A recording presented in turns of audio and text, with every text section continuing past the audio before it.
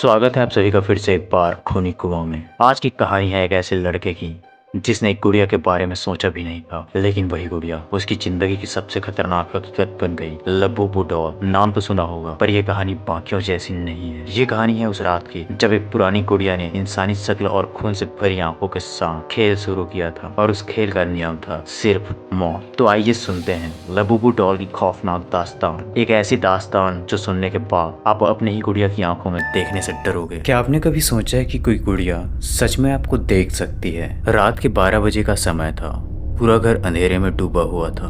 मैं अपने कमरे में अकेला बैठा था क्योंकि माँ पापा किसी की शादी में गए थे। टीवी पर चल रही हल्की सी आवाज को बंद करके जैसे ही मैं बिस्तर पर लेटने गया, मेरी नजर एक पुरानी सेल्फ पर रखी गुड़िया पर पड़ी। Labubu doll. उसकी आंखें इतनी बड़ी और गहरी थी जैसे कोई इंसान अंदर से झांक रहा हो। मेरे दिल में अजीब सी बेचैनी होने लगी। जैसे जैसे मैं उसकी तरफ देखता, ऐसा लगता कि वो और ज्यादा करीब आ रही हो। मैंने सिर झटक कर नजरें हटाई, लेकिन तभी मेरे कानों में धीमी आवाज गूंजी, खेलना चाहोगे? मैंने तुरंत लैंप ऑन किया।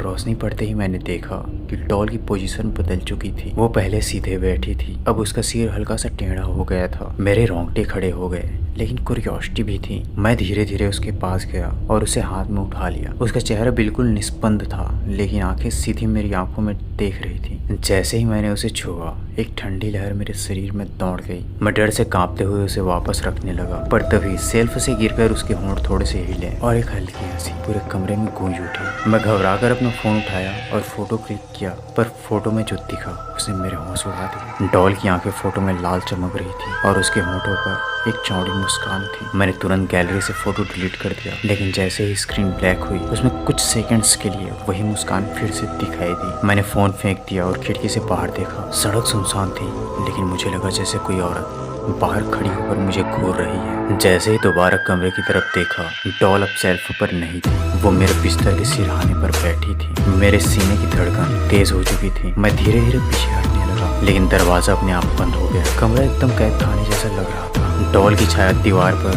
बड़ी और डरावनी होती जा रही। अचानक शैडो बदलकर एक औरत का चेहरा बन गई। उस औरत की आंखें खाली थी और उसके होंठों से खून टपक रहे थे। मैंने आंख बंद कर ली, सोचते हुए कि ये सब मेरी कल्पना है, पर तभी मेरे कानों में फिर वही फुसफुसाहट सुनाई दी, तुम मुझसे भाग नहीं सकते।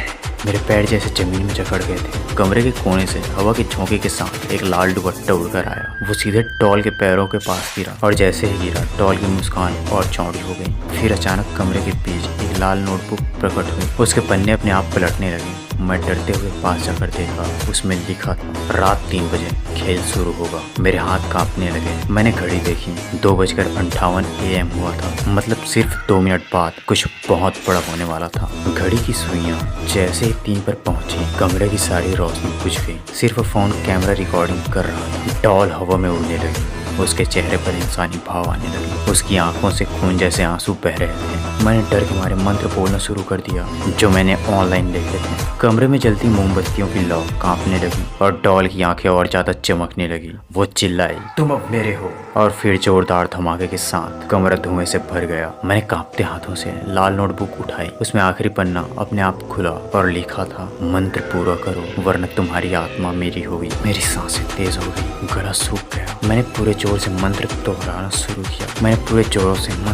शुरू किया। मोमबत्तियों की लौ इतनी तेज कांप रही थी कि वो बुझने ही वाली थी। डॉल जमीन पर तड़पने लगी। उसकी चीखें कान फाड़ देने वाली थी। दीवारों पर अजीब चिन्ह खुद ब खुद उभरने लगे। कमरा गर्म हो रहा था जैसे आग लग गई हो, और अचानक सब कुछ शांत हो गया। मैंने चारों ओर देखा, डॉल वहाँ नहीं थी। कमरे में सिर्फ लाल धुंध और राख जैसी परत बची थी। मैं बुरी तरह पसीने से भीग चुका था। फोन अब भी रिकॉर्ड कर रहा था। लास्ट फ्रेम में कुछ सेकंड्स के लिए डॉल की मुस्कान फिर दिखाई दी, जैसे वो अब भी कहीं पास हो। मैंने चैन की सांस ली और थककर जमीन पर बैठ गया, लेकिन तभी नोटबुक के पन्ने अपने आप फिर से पलटने लगे और आखिरी पेज पर लिखा था, खेल अभी खत्म नहीं हुआ। सुबह माँ पापा घर लौटे। मैंने पूरी रात की घटना उन्हें बताई, पर उन्होंने हंसते हुए कहा, तुम्हें सपना आया होगा। मैं उन्हें फोन दिखाने गया, लेकिन सारी रिकॉर्डिंग्स डिलीट हो चुकी थी। गैलरी खाली थी, जैसे किसी ने सब इरेज कर दिया हो। मैंने कमरे को टटोला पर डॉल कहीं नहीं मिली, सिर्फ लाल दुपट्टा कोने में पड़ा था। उस पर खून के धब्बे बने थे। मैंने कांपते हाथों से उसे फेंक दिया, लेकिन जैसे ही खिड़की खोली किसी की हंसी कानों में गूंज उठी। अब हर रात 3 बजे मेरे कमरे की लाइट अपने आप बंद हो जाती है और अंधेरे में मुझे वही लाल आंखें घूरती हुई दिखाई देती है। माँ पापा अब भी मानते हैं कि ये सब मेरी कल्पना है, पर मैं जानता हूँ कि लबूबू डॉल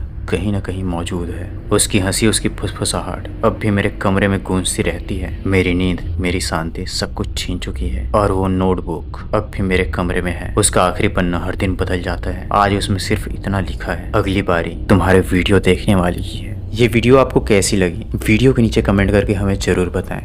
धन्यवाद।